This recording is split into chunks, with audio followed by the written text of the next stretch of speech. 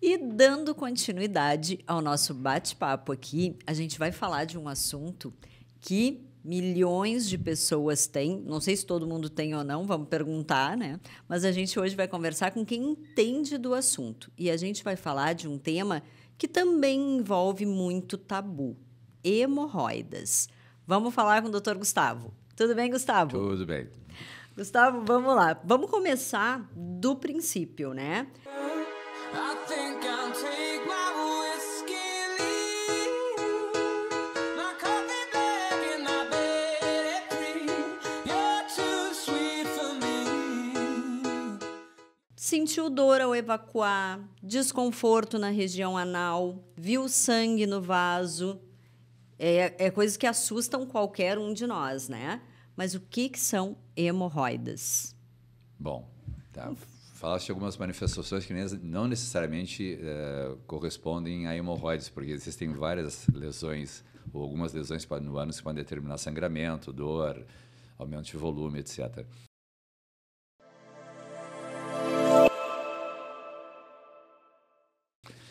Mas assim, ó, de uma maneira bem objetiva, o que são hemorroides. Eu já vi alguns profissionais, até especialistas, assim, ó, hemorroidas todo mundo tem. Eu não concordo. Tá? Eu acho que, na verdade, hemorroidas na verdade, elas constituem uma condição de saúde. Elas não são uma normalidade, não é normal ter hemorroidas, né? O que acontece é que esses profissionais eles acabam chamando esses coxins vasculares que existem no canal ano-retal de hemorroidas. Mas não, eles não são. Esses coxins são normais. Tá? A existência deles é normal. Tá? Inclusive, é dito que tem uma participação muito grande na continência anal. Ou seja, esses coxins vasculares eles atuam para continência fina do ânus. Então, nós não perdemos gases ou secreções porque eles ali existem. Tá? Então, o que seriam hemorroides? Hemorroides seria uma alteração, né, nesses coxins, né, que podem promover manifestações. Existe uma classificação, inclusive as hemorroides elas podem ser internas e externas. De uma maneira bem geral, para que as pessoas entendam, né, porque existe toda uma anatomia ali que teria que ser observada e exposta, né, mas assim, ó, hemorroides externas são aquelas hemorroidas que estão revestidas por tegumento, por pele, né? Então, do plexo hemorroidário inferior. E as hemorroidas internas, elas são revestidas por mucosa, elas estão localizadas no canal ano-retal e são elas que participam, na verdade, são a classificação da doença hemorroidária tem como base o elemento interno e não o elemento externo, tá? Mas então assim, ó, e por que se acredita que a pessoa desenvolve, por que acontece isso? Por que ocorrem as hemorroidas? É porque existe um tecido, em parte, existe um tecido de sustentação, né, que faz com que essas projeções, esses coxins, eles não se distanciem ou se projetem muito da parede muscular, ou que desçam e se exteriorizem pelo ânus. E se esse tecido está fragmentado, degenerado, essa mucosa ela fica mais solta, mais propensa a sofrer traumatismos e aí determinar sangramento, né, ocorrer sangramento, e também ela desliza mais no canal, podendo se projetar, né, esse elemento interno através da margem do ânus. Então, isso seriam hemorroides, né? As manifestações, existem algumas manifestações, mas elas vão depender se o quadro é hemorroidário agudo ou se é um quadro hemorroidário crônico. Tá, mas e como que elas são classificadas, né? A gente ouve falar aí em hemorroidas internas, externas, como tu falaste, mas como que é essa classificação? Me fala um pouquinho sobre isso. Tá, então vamos falar da classificação das hemorroidas crônicas. Tá. Não dos eventos agudos. Então, assim, ó, de maneira bem simples, tá? Hemorroida são 4 graus, né? 1, 2, 3, 4. Então, assim, hemorroida grau 1 é aquela que a manifestação maior é sangramento. Então, o indivíduo não percebe nenhuma saliência no ânus. Tá? A hemorroida, principalmente o sangramento anal ao evacuar. Hemorroida grau 2, ou de segundo grau. É aquela hemorroida interna que se exterioriza quando o indivíduo faz esforço para evacuar e retorna espontaneamente cessado o esforço. Tá? Hemorroida de grau 3 ou terceiro grau, então, é aquele mamilo hemorroidário, digamos assim, que se exterioriza quando a pessoa faz um esforço para evacuar, ou um esforço maior qualquer, principalmente se estiver em posição de cócoras, né? E, cessado o esforço, ou a evacuação, ela permanece ali fora e o indivíduo tem que fazer alguma manobra digital, de repente, para reintroduzir a hemorroida para o canal anorretal. E a hemorroida de grau 3 ou quarto grau, então, é aquela que ela se exterioriza, o indivíduo reduz e ela volta, né? Qualquer esforço, ela está permanentemente exteriorizada. Então, seria isso. Sim. Tá. E aí a gente falando assim dos sintomas mais comuns, né? Quando que a gente deve desconfiar que está com hemorroidas e procurar ajuda? Porque a gente nem sabe que está com hemorroidas, né? Eu diria que baseado em... vamos falar de 3 manifestações, 2 mais comuns para hemorroidas crônicas e uma que pode acontecer, que ocorre com um quadro agudo, tá? Tá. Hemorroidas crônicas, sangramento e o prolapso. Né? Inclusive, muitas pessoas falam que, alguns médicos, inclusive, falam assim, a hemorroida prolapsou, né? Não existe verbo, né? Prolapso é só o substantivo, é deslizamento, né? Então, assim, a hemorroida que apresenta prolapso, essa que se exterioriza, tá? Então, essas 2 manifestações para hemorroidas crônicas. E o evento agudo, que seria a trombose hemorroidária, né? Só para que as pessoas entendam. Trombose hemorroidária é quando o sangue coagula dentro dos vasos. Né? Aí aumenta, a pessoa apresenta, normalmente pode ser interno ou externo, é mais frequente externo. Tá? E aí a pessoa vai observar um aumento de volume localizado no ânus, externamente, um pouco no interior do canal anal, com dor. E normalmente, como é bem superficial, tem um tom azulado, assim, arroxado. Então, isso é um diagnóstico de trombose hemorroidária externa. Muitas vezes as pessoas perguntam no consultório, doutor, mas não tem um problema, né? Porque eu sei que se dá uma trombose nas veias profundas da perna, eu posso ter embolia pulmonar. Não, assim, não. Não tem nada a ver. Essa trombose não causa embolia pulmonar, ela só realmente incomoda, é chata, é desagradável, né? Dolorosa, mas ela tem uma resolução, inclusive, espontânea, tá? E não causa problemas outros de saúde. E eu já ouvi também que hemorroidas, às vezes, ela dá coceira. Isso é normal? É de hemorroidas ou não? A coceira ela é mais frequente em indivíduos que têm uma hemorroida que está constantemente exteriorizada, interna. Por quê? Porque o ambiente desse tecido, né, desse coxinho vascular revestido de mucosa, não é o externo. Ali no externo tem que ter pele, tem que ter camada córnea, entende? Ali e o epitélio ali é pavimentoso, né? Então são múltiplas camadas. O tecido da mucosa ele tem uma camada só epitelial, ele só tem uma camada de células colunares, tá? Então não é o ambiente dele. Então o que vai acontecer? Tem células que produzem muco, por isso que é a mucosa, né? Então essa mucosa nesse ambiente externo, ela vai sofrer uma reação inflamatória pelas agressões físicas que ela vai sofrer, e essa reação inflamatória vai determinar também maior produção de muco. Então, o ânus fica úmido e essa umidade provoca maceração do tecido, né, proliferação bacteriana e coceira. Sim. E agora vamos falar do que as pessoas mais querem saber, né? Tratamento para hemorroidas. Sempre é cirúrgico? Quais os tratamentos que tem? Como é que trata? Bom, quando eu ingressei na residência em 1985, já naquela época a cirurgia estava diminuindo em termos de frequência, né? E os tratamentos conservadores, né, estavam em alta e continuam em alta. Então, assim, se opera menos, tá? Eu diria que a maior parte das doenças hemorroidárias elas podem ser tratadas em consultório, né? A gente até pode discutir depois quais os tratamentos mais empregados, mas isso é nível de consultório. E se opera muito menos hoje, então, né? Tem vários procedimentos cirúrgicos. Tem a cirurgia convencional, que é a hemorroidectomia clássica, né, com excisão dos mamilos hemorroidários, que as pessoas têm pavor. Tem Mas gente que diz ainda assim, eu não vou operar porque volta. Mas ainda é o padrão ouro, é aquela que apresenta menor recidiva, apresenta melhores resultados. Eu não estou discutindo que não vai causar dor no pós-operatório, que pode ser manejado também com medicamentos, né? Mas ainda é o padrão ouro, tanto ela realizada pela técnica aberta, sem sutura, ou pela técnica com sutura que fecha os ferimentos. Existem outros procedimentos também mais terapêuticos, assim, cirúrgicos, né, com grampeamento, técnicas de desarterialização, mas todos esses procedimentos eles têm um índice maior de recidiva. E eles são procedimentos mais recentes, então a gente não tem assim um acompanhamento a longo prazo para saber dos resultados. Mas se quiserem saber, a nível de consultório,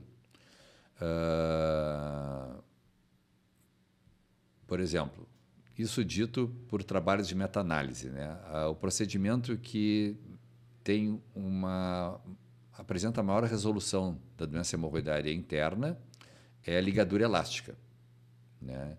Então, a ligadura elástica ela é feita com um anel que é dilatado num equipamento e que depois esse equipamento permite que eu tracione o mamilo hemorroidário, né, através de um anel metálico, e aí eu disparo esse anel elástico e ele, digamos assim, estrangula o mamilo hemorroidário, ele vai necrosar por isquemia e cai depois. Então, mas isso tem uma utilização maior quando existe um volume hemorroidário maior, porque eu preciso de volume para estrangular. Ela não pode ser pequena, né? Quando ela é menor, um outro tratamento que é muito adequado é a fotocoagulação com raio infravermelho. Então, esse é um outro procedimento também para hemorroidas não tão volumosas, né? É um procedimento que é realizado em regime ambulatorial no consultório, né? Só ter o equipamento e fazer, né? Agora, atualmente, está tendo uma certa dificuldade para fazer as injeções esclerosantes, né? Porque essas injeções elas eram realizadas com uma solução de fenol a 5% em óleo de amêndoas, tá?